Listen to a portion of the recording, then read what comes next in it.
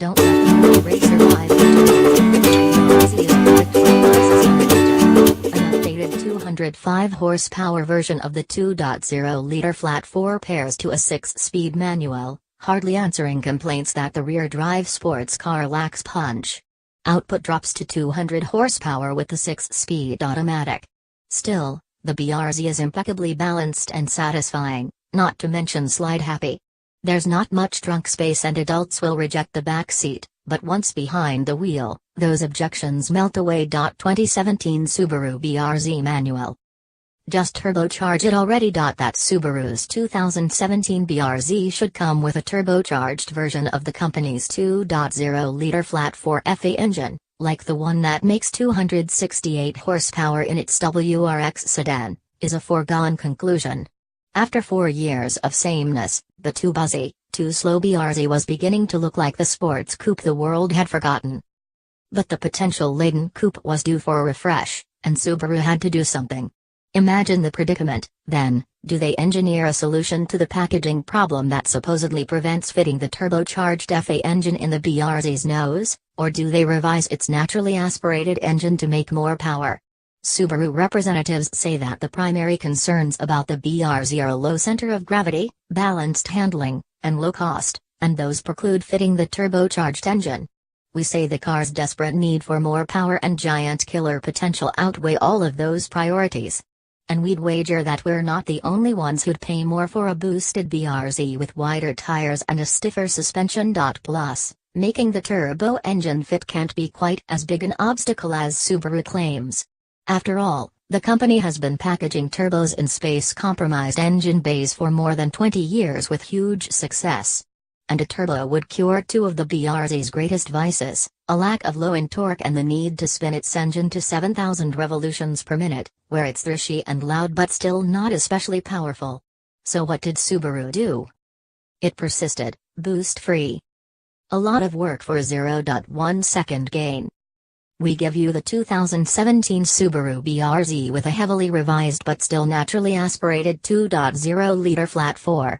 Equipped with new intake and exhaust manifolds, cylinder heads, cams, and valves, its power climbs from 200 to 205 horsepower while peak torque rises an equally insignificant 5 pounds-to-foot, to 156 pounds-to-foot. The gains appear so high in the rev range. Peak output is at 7,000 and 6,400 revolutions per minute, respectively, as to be virtually imperceptible in daily driving.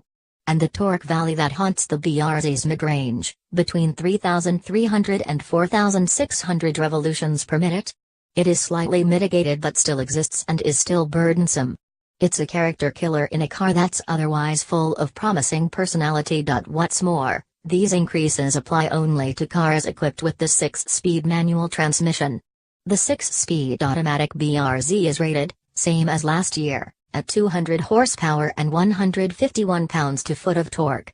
Stick-shift BRZs also benefit from a shorter final drive ratio, 4.30 to 1 versus 4.10 to 1, that gives the low-torque engine better leverage over the tires. Predictably, a 5 horsepower gain and marginally shorter gearing do little to improve measured performance. Our 2017 test car hit 60 miles per hour in 6.2 seconds and covered the quarter mile in 14.8 seconds, improvements of 0.1 second across the board relative to the last manual BRZ we tested, a 2016 model. Trap speed remained the same at 95 miles per hour. That slight boost in straight-line performance also comes with a penalty at the pump, with the manual BRZ now EPA rated at 21 miles per gallon city and 28 miles per gallon highway, down from last year's 22/30ths of a mile per gallon. We weren't able to record a real-world figure for this BRZ, but a similar 2017 Toyota 86 we tested at the same time returned a 23 mile per gallon average. Stiffening at the front strut mounts and rear damper mounts, coupled with retuned spring rates plus a larger rear anti-roll bar, yield only subtle improvements in road driving. Even at the BRZ's limits, most drivers would find the changes every bit as hard to detect as that tenth of a second in the quarter mile. Even so, the Subaru's steering response, overall balance, and compact packaging encourage hard driving in ways that other coupes at this price simply do not. At 0.90 grams on the skid pad, the BRZ doesn't break any grip records. Blame the modest 215/45R17 Michelin Primacy HP rubber, not the chassis, which boasts frustratingly underutilized potential. Our test car lacked the $1,195 performance package, which adds Brembo 4-piston front and 2-piston rear calipers in addition to larger rotors at both ends. The standard brakes stopped the car in 164 feet from 70 miles per hour, nearly identical to the previous BRZ.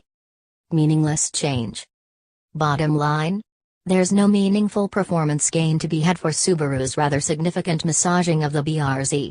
Fortunately, the changes come with an equally inconsequential $125 increase in base price. Our test car was a limited trim model with no options. Picking the limited, rather than the base premium, upgrades the seats and interior trim and adds dual-zone automatic climate control and remote keyless entry with a proximity key. Even so, the price stays below the $30,000 mark. Yet, although it remains among the most entertaining cars at that price, its lack of underhood soul makes Chevy's Camaro V6 or Ford's EcoBoosted Mustang, both of which are quicker, look awfully tempting for about the same money.